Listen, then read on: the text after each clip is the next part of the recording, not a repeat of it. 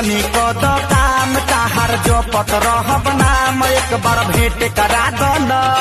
तू अपना छोटकी बहिन से हमार सेट करा दो न तू अपना छोटकी बहिन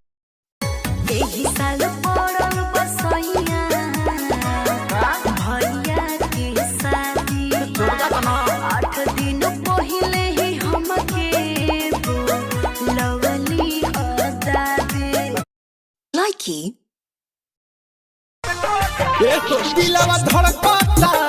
अखिया फरकता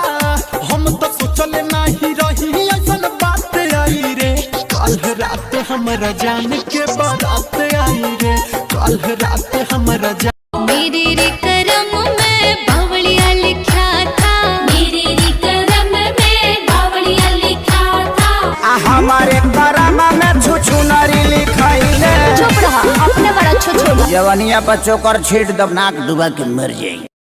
है कइला गगनवा समदे हाथी सजना जब जाए के रहे लुधियानवा हो लगता में बड़ी डर